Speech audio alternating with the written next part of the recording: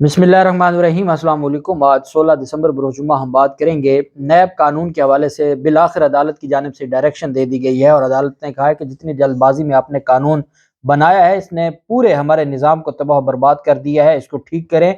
और नहीं तो हमारे पास, अदालत ने कहा, हमारे पास केस ना भेजें। और हम ऐसे नहीं बैठे कि आप जो मुंह उठा के केस भेज देते हैं, ना आपके पास कोई कानून साजी है। आपने कानून बनाया, बगैर पढ़े कानून बनाया, आपने अपने मफादात के लिए कानून बनाया और अदालत ने दोबारा से कानून साजी का हुक्म जारी कर दिया है। ये बहुत बड़ी डेवलपमेंट है और बड़ी अहम तफसीलात हैं जो मैं आपके साथ शेयर करने जा रहा हूँ। और साथ में आपको बताऊंगा कि अदालत में ये बात भी खुलकर सामने आई है कि जी ये कानून साजी हुई कैसे है। और जिनसे उम्मीद थी उन्होंने तो कुछ ना किया, लेकिन एक और अदालत ने ये बड़ा फैसला सुना दिया है। अहम तफसीलात जो मैं आपके साथ शेयर करूंगा। उससे पहले मैं आपको बताता चलूँ कि कल एक अहम केस था और वो इमरान खान के खिलाफ जो फौजदारी इस्तगासा था तोशा खाना का, उस पर मैं आपसे बात नहीं कर सका था। मैं बेसिकली वो ऑर्डर्स मैंने मंगवाए थे और मैंने चाहा था कि मैं पहले वो ऑर्डर्स पढ़ लूँ और फिर मैं आपके साथ उसकी तफसील शेयर करूँ।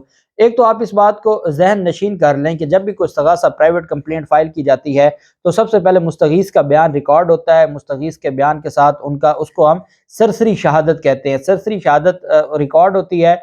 और साथ फिर उसके गवाह अदालत में पेश होते हैं, वो अपना बयान रिकॉर्ड करवाते हैं। डॉक्यूमेंट्री एविडेंस जो उनके पास होती है वो जमा करवाई जाती है, आर्गूमेंट्स होते हैं। और फिर उसके बाद अदालत ये समझती है कि आया इनके जो इस्तगासा है उस बुनियाद पर किसी को जो दूसरा फरीक है जिसको मसूल अलह रिस्पोंडेंट कहा जाता है, क्या उसको तलब करना चाहिए या नहीं करना चाहिए।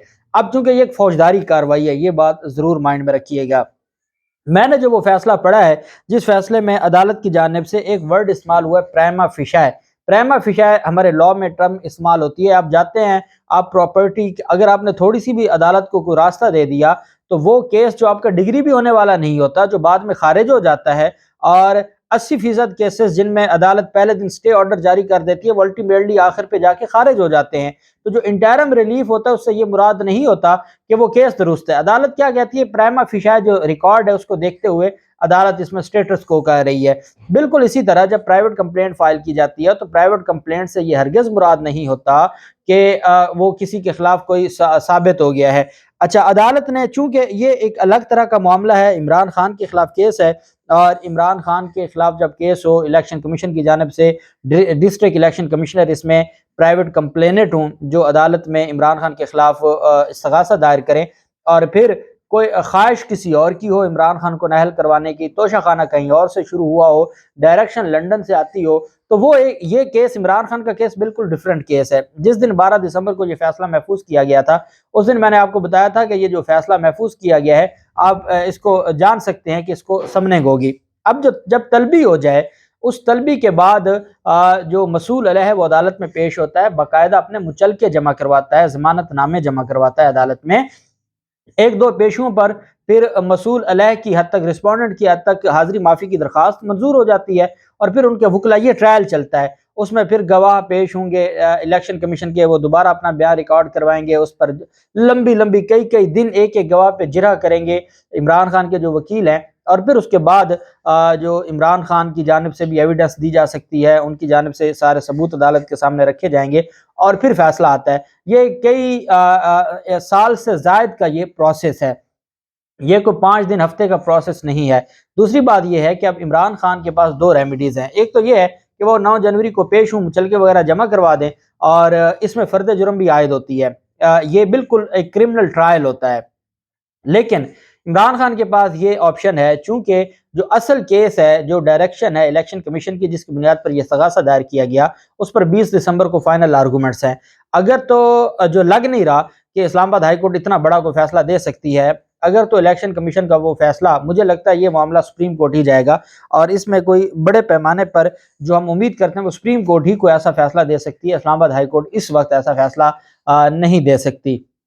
बहरहाल एक रेमेडी जरूर है कि इमरान खान को 9 जनवरी के लिए तलब किया गया है और 9 जनवरी से पहले इमरान खान के जो वकला हैं वो इस तलबी को चैलेंज कर दें इस्लामाबाद हाई कोर्ट में। और इस्लामाबाद हाई कोर्ट में जो केस 20 को लगे उसके साथ ही ये भी केस लगवा दें और अदालत को कहें कि जो ये केस है इसमें तलबी बनती नहीं है, क्योंकि 120 दिन के अंदर अंदर कोई भी कार्रवाई शुरू करनी होती है। और ये बड़ा नप्पातुल्ला एक स्पेशल कानून है। जब आप इलेक्शन की जो किसी के भी खिलाफ अगर वो अपने اثاثہ جات کی تفصیلات جمع کرواتا ہے تو 120 دن کے اندر اندر اس کو چیلنج کیا جا سکتا ہے. جب 120 دن کا ٹائم گزر جاتا ہے پھر نہیں کیا جا سکتا چیلنج. یہ کوئی عام کرمنل لا نہیں ہے, یہ کوئی سول لا نہیں ہے, یہ اسپیشل لا ہے. اس وجہ سے یہ صرف اسی بنیاد پر خارج ہونا بنتا تھا. دوسری بات یہ ہے کہ 2018-2019 کے اثاثے ہیں اور اس پر ٹیکس بطور ٹیکس کورٹ بن کے یہ ساری چیزیں ٹیکس کیا قانون ہوتا ہے, ٹیکس کی عدالتوں نے دیکھنا ہوتا ہے, ایف بی آر نے دیکھنا ہوتا ہے, جو ریونیو کمشنرز ہیں انہوں نے دیکھنا ہوتا ہے کہ جی ان کے اتنے اثاثے تھے, یہ اتنے میں فروخت ہے, اتنے میں خریدے گئے. اگر اس میں کوئی رد و بدل ہو تو ایف بی آر کاروائی کر سکتا ہے. یہاں صرف یہ ہوتا ہے کہ آپ نے جو تھے ڈکلیئر وہ کر دیے. اب جب آپ ایک ایک رسید دیکھنے بیٹھ جائیں تو یہ نہ استغاثہ کی عدالت کا کوئی اس میں, صرف اس میں یہ ہے کہ آپ نے اگر اثاثے ظاہر نہیں کیے, یہاں اثاثے ظاہر ہوئے لیکن کہتے ہیں جی اس کی قیمتوں میں رد و بدل ہے, اس کے جو خریدا گیا اتنے میں خریدا گیا اتنے میں, یہ کام یہ ہے ہی نہیں. نہ سیشن عدالت میں ٹرائل میں یہ ہو سکتا ہے کیونکہ ٹرائل چلنا ہے الیکشن ایکٹ کے تحت. الیکشن ایکٹ میں ایسی کوئی چیز ہے نہیں. الیکشن کمیشن کون سا ٹیکس اتھارٹی ہے کہ وہ ان چیزوں کو لے کے بیٹھ جائے. انہوں نے موٹی چیزوں کو دیکھنا ہوتا ہے, 120 دن کے اندر اندر دیکھنا ہوتا ہے. الٹیمیٹلی یہ استغاثہ خارج ہو جائے گا, یہ ایک فارمیلٹی ہے. لیکن ہمارے ملک میں جو کچھ ہو رہا ہے اس کو مد نظر رکھتے ہوئے یہ طلبی کی گئی ہے, باقی اس میں طلبی نہیں بنتی تھی. اب دیکھتے ہیں کہ عمران خان کے وکلا اس میں کیا فیصلہ کرتے ہیں, کیا وہ اس طلبی کو چیلنج کرتے ہیں یا اس کو رہنے دیتے ہیں. دوسری جانب جو عدالت میں ایک چیز سامنے آئی ہے, نیب قانون کیسے منظور ہوا ہے, اس پر تفصیلات جو ریکارڈ ہے وہ عدالت کے سامنے آیا ہے. اور اس میں یہ کہا گیا ہے کہ جی جو دستاویزات سامنے آئی ہیں اس کے مطابق بل 27 جولائی کو پیش ہوا, اسمبلی پیش ہوتا ہے اور اس کے بعد جس پر 10 منٹ بھی بحث نہیں ہوتی. حالانکہ جو وہ منگل کا دن تھا وہ پرائیویٹ کاروائی کا دن تھا, لیکن اسی رول کو معطل کر کے قائمہ کمیٹی کی رپورٹ پیش کرائی گئی. اس رول کو معطل کر کے قائمہ کمیٹی کی جو رپورٹ ہے وہ پیش کروائی گئی. قومی اسمبلی رولز کے مطابق کمیٹی 30 دن میں بل پر رپورٹ دیتی ہے, لیکن کمیٹی نے ایسی پھرتی دکھائی کہ صرف 6 دن میں وہ رپورٹ بھی آ گئی. 10 منٹ بحث نہیں ہوئی, جو 30 دن میں رپورٹ آنی تھی وہ 6 دن میں رپورٹ آ گئی. اور رولز کے مطابق بل پیش کرنے کے بعد 2 دن کا وقفہ ہوتا ہے تاکہ ارکان مسودے کو پڑھ سکیں. لیکن 3 اگست کو بل پیش ہوا اور چند ہی منٹ کے بعد پاس کروا لیا گیا. یہ ہے قانون کی دھجیاں جو جسٹس منصور علی شاہ صاحب جو لیکچرز دیتے ہیں اور وہ فرماتے ہیں اسمبلی کی کاروائی کے حوالے سے. حضور والا 10 منٹ بھی اس پر بحث نہیں ہوئی. جو کاروائی 30 دن میں ہونی تھی وہ 6 دنوں کے اندر اندر انہوں نے کمپلیٹ کی. جو 2 دن کے لیے مسودہ پڑھنے دینا تھا وہ 2 دن کا مسودہ کیا 2 منٹ بھی نہیں دیا گیا اور بل منظور کروا لیا گیا. اور جس میں یہ واضح ہے کہ بل منظور ہوتے وقت مطلوبہ 86 ارکان کا کورم بھی پورا نہیں تھا.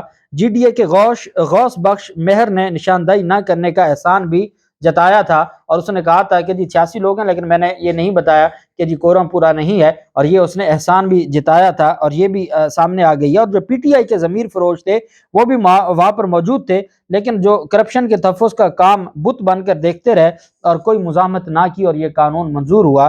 اب اس قانون کو عدالت نے اڑایا ہے. کیسے اڑایا ہے؟ یہ عدالت ہے جی اسپیشل کورٹ سینٹرل. آپ جانتے ہیں کہ جو نیب عدالتوں سے کیس واپس جا رہے ہیں وہ چیئرمین نیب جن کے تو نہیں بھجوانے, جیسے رمضان شوگر مل ہے وہ کسی کو نہیں بھجوانا, جو رانا ثناء اللہ کے خلاف انکوائری ہے وہ کسی کو نہیں بھجوانی, احسن اقبال کے خلاف مقدمہ خارج ہوا ہے کسی کو نہیں بھجوانا. لیکن جو باقی ملزمان ہیں اس میں کیا ہوا کہ احتساب عدالتوں سے واپس کیسز, اس میں جو چیئرمین نیب ہیں وہ دھڑا دھڑ مختلف عدالتوں کو کیس بھجوا رہے ہیں. کوئی ایف بی آر کو بھجوا دیا, کوئی ایس سی سی پی کو بھجوا دیا گیا, اور کوئی جو اسپیشل کورٹ سینٹرل ہے جو ایف آئی اے کے مقدمات کو دیکھتی ہے ان کو بھجوایا جا رہے ہیں. اسپیشل کورٹ سینٹرل نے نیب ترمیمی قانون کی روشنی میں احتساب عدالت سے واپس ہونے والے کیسز کا مستقبل طے کرنے کے لیے قانون سازی کا حکم دے دیا. عدالت نے فیصلے میں کہا کہ قانون میں نیب ترمیم کے قانون میں دانستہ یا نادانستہ ایسے کیسز سے متعلق قانون سازی نہیں کی گئی. نیب حکام زبردستی کیس چلانے کے لیے ہدایات دے رہے ہیں. اب ان کو پتہ یہ کیس کہیں نہیں چل سکتا, سپریم کورٹ میں انہوں نے رپورٹ دینی ہے جی کہ ہاں جی فلاں فلاں کیس واپس آئے اور فلاں فلاں نے بھجوا دیا, بجائے اس کے کوئی قانون دکھائیں کہ بھئی کس قانون کے تحت آپ نے ہمارے پاس بھجوایا ہے. اگر نیب ترمیم میں آپ نے کہا جی یہ نیب میں نہیں چل سکتا تو اس ترمیم میں پھر کہتے تو صحیح کہ یہ کہاں چلے گا کیونکہ FIA کے قوانین میں تو یہ کیس ہمارے پاس نہیں آ سکتا. تو انہوں نے کہا دانستہ یا نادانستہ طور پر آپ نے یہ بلنڈر کیا ہے پارلیمنٹ نے، اور آپ ہمارے کھاتے، اور اب جو نیب ہے وہ ہمیں ہدایات دے رہا ہے جی کہ آپ یہ کیس چلائیں. ہم کیوں چلائیں جب ہمارے پاس اس کا اختیار ہی نہیں ہے؟ آپ لکھ دیتے قانون میں، آپ قانون میں وضاحت کر دیتے. یہ کیا آپ نے بلنڈر کیا ہے؟ آگے اسپیشل کورٹ سینٹر کے جج ہیں بخت فخر بہزاد، یہ انہوں نے وہ کام کیا ہے جو ہماری سپریم کورٹ کو ابھی تک نہیں کر پائی. بخت فخر بہزاد صاحب نے کہا یہ ایک ملزم رمضان تھا، اس کا کیس احتساب عدالت سے آیا تھا. فاضل عدالت نے فیصلے کی کاپی وزیر اعظم، چیئرمین نیب، وفاقی سیکرٹری قانون و انصاف اور پارلیمانی امور کو ارسال کر دی.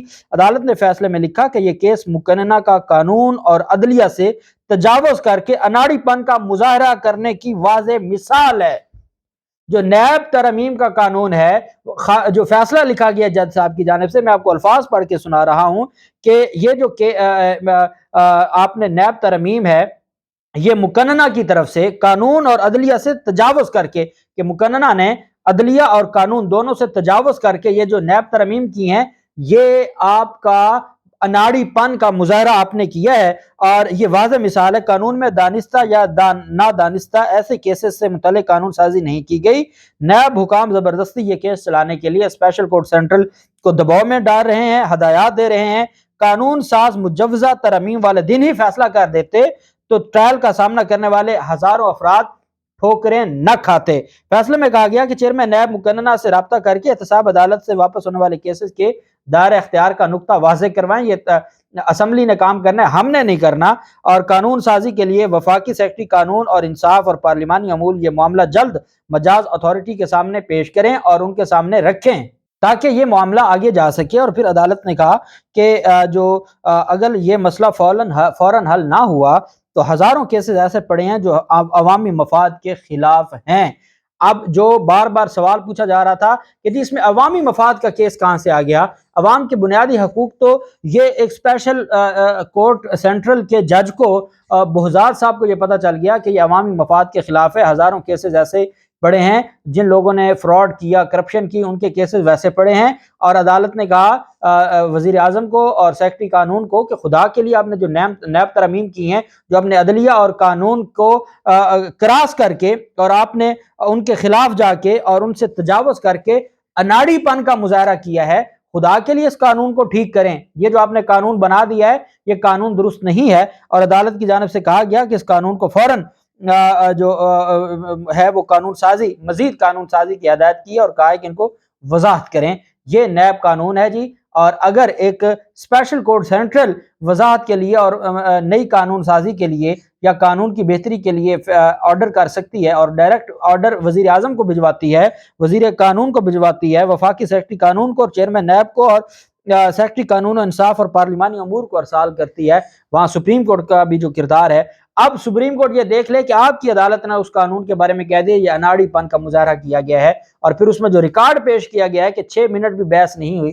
اب بتائیں حضور یہ قانون کیسے چلے گا؟ اور یہ قانون اڑ جائے گا. اللہ پاک پاکستان کا حامی و ناصر ہو.